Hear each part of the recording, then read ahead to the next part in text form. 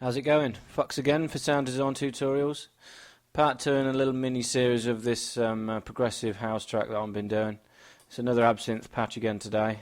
This patch is taking care of the low mids in the bass group that I've got, so I've called it a low mid sequence.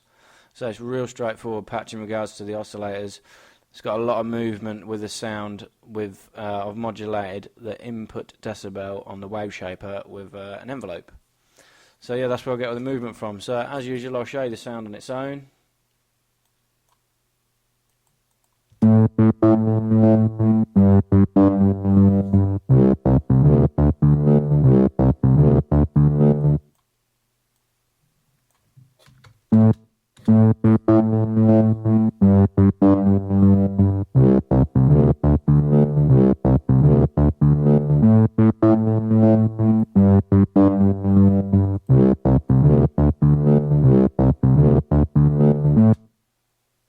There it is. So nice underlayer for a bass. I'll play it with the other bass so you can see how it fits with the bass together.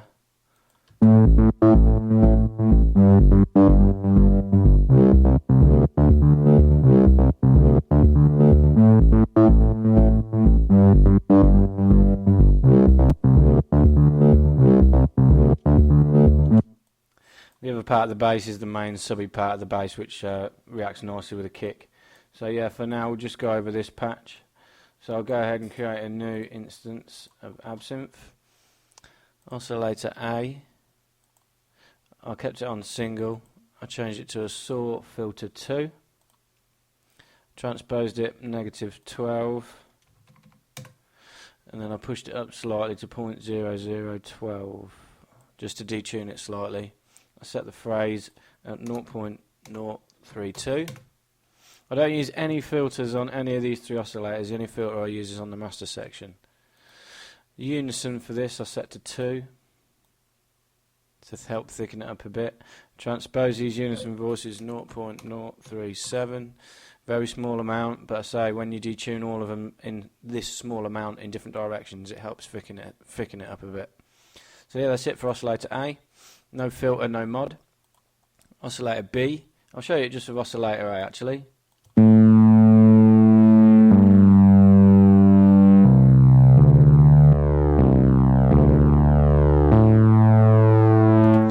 So yeah, oscillator B, I changed to double and I used the additive 1. This is a bit more gritty. Helps make the sound a bit more raspy. I didn't transpose it, I didn't phase it any. I did go into the unison again, changed it to 2. Set it to 0.010. And I changed the random to 0.0005, just a tiny amount. So yeah, 2 oscillators.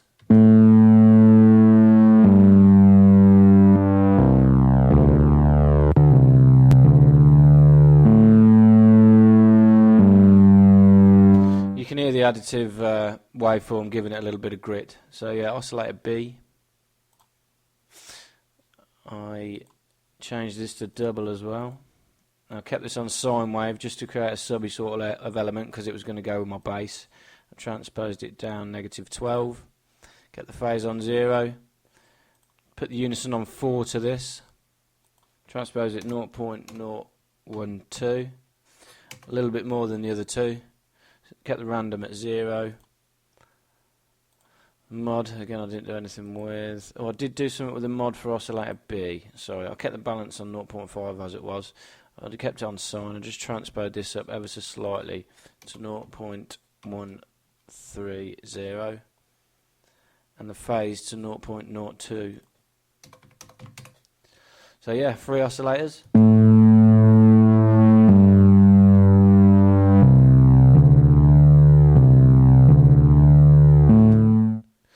Still quite static at the minute. I backed the volume of oscillator A down to -0.2.2, 2.3, something like that.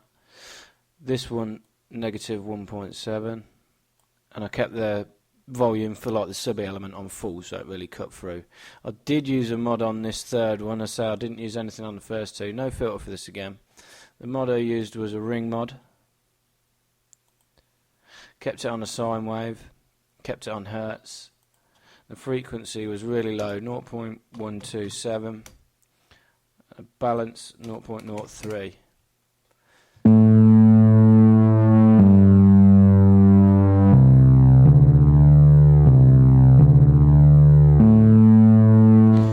Might not be able to hear what that's doing unless you've got some real bassy speakers or some headphones. It's a very, very slight, but it did make a difference to the sound when I was making it. So yeah, the filter I used was a standard low pass 2 filter. Pulled the cutoff all the way down to 771.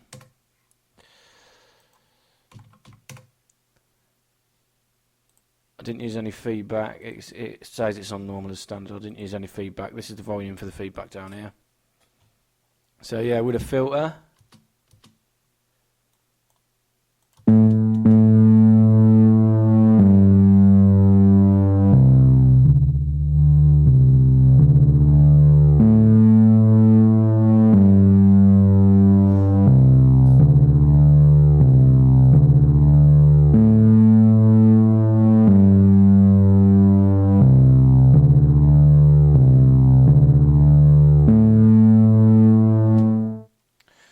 go ahead and have a quick look at the envelopes now. I say I don't think I did anything with the 3 envelopes for oscillator A, B and C. No, I didn't. I kept them all as standard. Nice and simple patch, as I say. Here where we get the movement now, and what really makes the sound change is when we add this wave shaper to the mix. So if we go back into the patch and the master, wave shaper. I'll turn this to additive 1 as well, to give it that gritty sort of feel, to match the oscillator that we've already got. Kept the input decibel on -3, the output decibel I pushed it up to 4.7, and the phase to 0.039.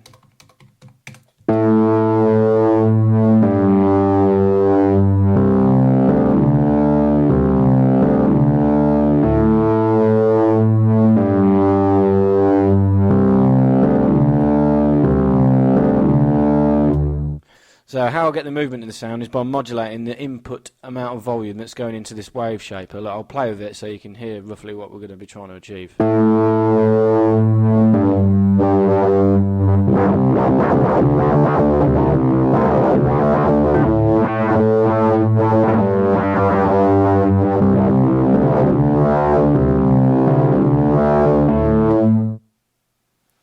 So yeah, you get the gist of it. Modulating this input volume, you can tell how much sound you want to go into the wave shaper, which gives us this moving sort of effect.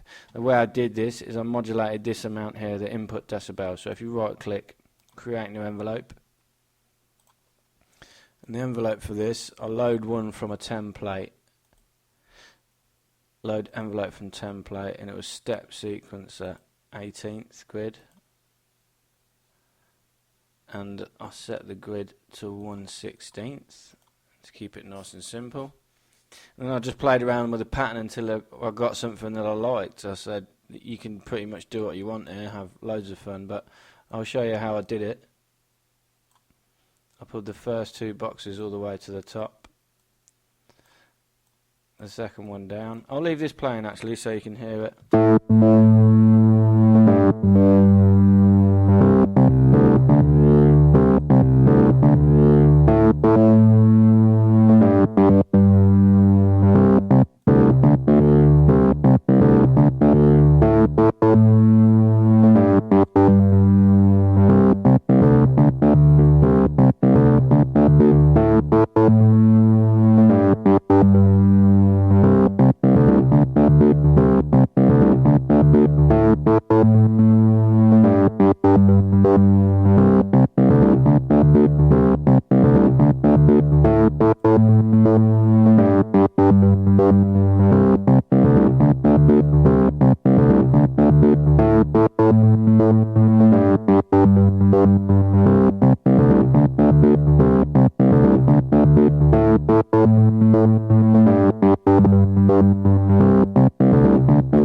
If you want to create another step that's not there, you just right click on one of these grid sections and it just creates another one for you to do. I had it all the way going to 4.5, so I'm just going to draw in exactly how I had it So you can really do what you want. You can mess this up, change it around. You can set it to 8 grids or however fast you want it to be. But this is pretty much how I had it.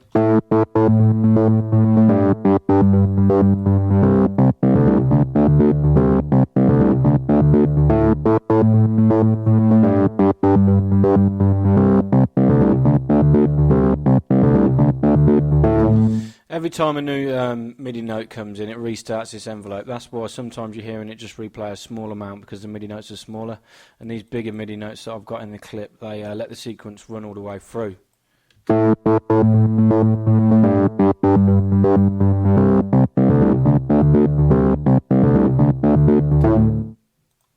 But yeah, for now, that's it. That's the patch done. Real straightforward. I've got a lot of processing on this within the sound that I've got within this track that I've got going on as well. I'll show you that quickly. So we'll move this out of the way. That's it for the patch. So real straightforward. 3 oscillators, 1 bit of ring modulation, and this wave shaper doing all the work. So I'll show you the effects rack that I made. I've got an EQ8 on it, just honing in on the sounds that I wanted. I've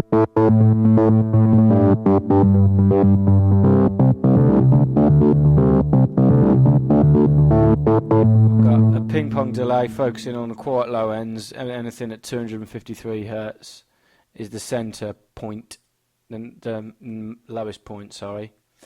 And then I've got a compressor which brings out the delay, and that's it. It's all to do with the modulation I've got going on. Because I grouped it into an effect rack, I set macro 1 to sweep the cutoff frequency of the ping pong delay and this number 2 band in the EQ8. You can see it here. I'll copy and paste these over.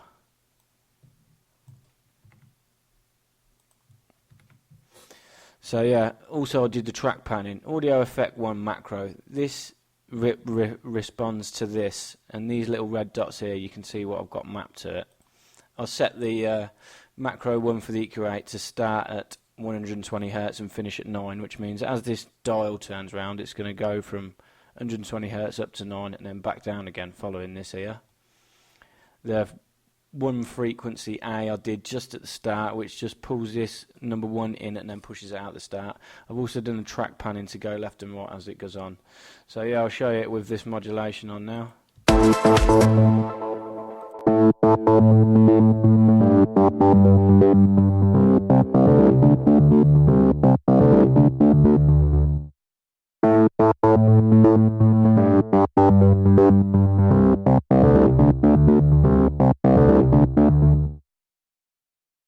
You can see what the modulation is doing there. As I say, I've boosted this frequency. It's like giving it a phasing effect almost, but rather than notching the frequency out to cause a phasing, you're boosting it.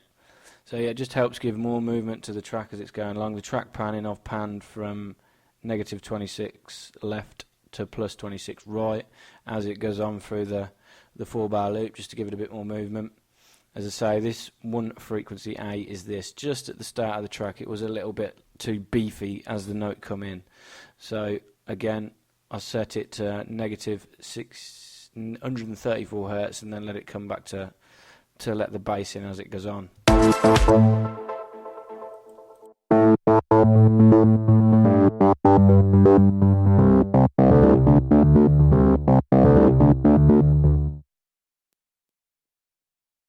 Ping pong delay, always tend to use it on a number 3 or number 6. It's an offbeat delay then. This is the EQ, you can let it hone in on wherever you want, like whatever part you want the ping pong delay to catch hold of.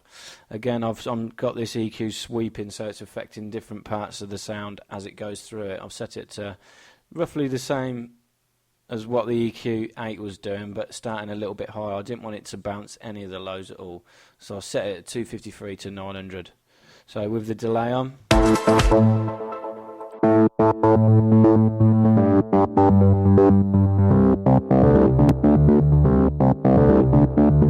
compressor just brings out the delay even more.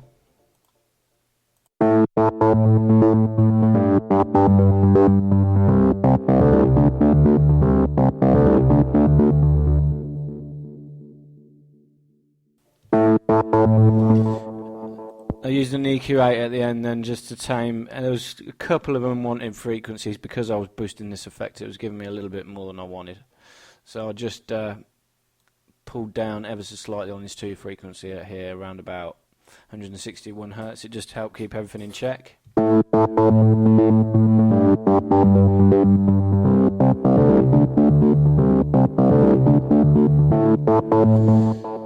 So yeah, that's it. I mean, a little bit of a modulation with an effects chamber. It's nothing that you can't do. It's real straightforward. I've only got 2 parameters mapped to the macro 1 just to give it that little bit of a sweeping effect. Everything else I've done in the lane. So yeah, the track's coming on a little bit more than when I showed you the last one. I've got a few more elements in the main riff as well. I'll solo this group just to show you what this group sounds like now. I've got 2 saws from Absynth, 1 from Silent. This from Diva I froze and flattened it to save CPU, and I can't remember how I did it, but this on its own is awesome, this Diva.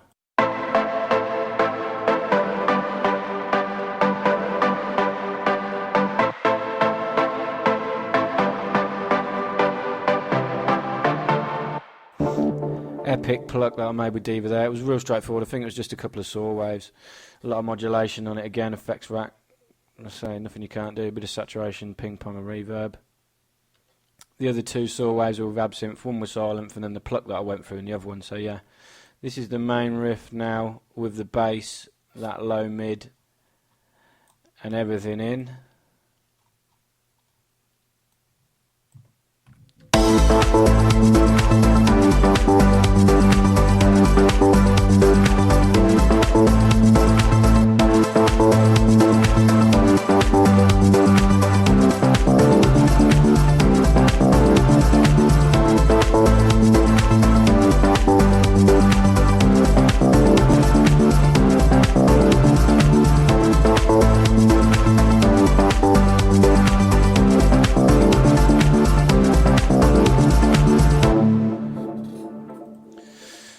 So yeah, there you have it, a low mid sequence done by modulating the wave shaper with an envelope within Absynth. So I'm not going to go over this bass patch, I was going to, but I say there's nothing to it. It's a square, it's 2 sines and a square, no wave shaper, no filter, no effect, just giving this sort of subby bass.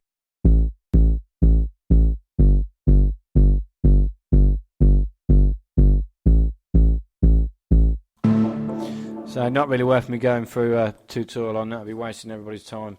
But yeah, for now that's it, that's all I wanted to do for this little progressive house thing that I'm doing. I might go over this saw patch that I did with Silent in a later one, so it's nothing fancy.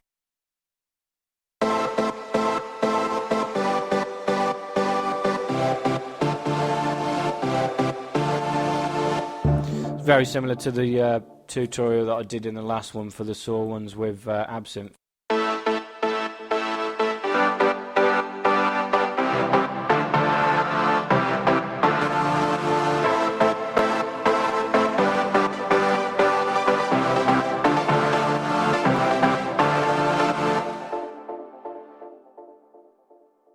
That's enough messing around for now anyway, this is dragging on too long. As always, make sure you check out my Google Plus and Facebook page, it's Sound Design Tutorials. YouTube channel is www.youtube.com/MrMFox22. Don't forget to subscribe if you want more Absynth tutorials, or any of other synths that I use, Massive, Virus, Silent, or whatever. Okay, thanks again, cheers.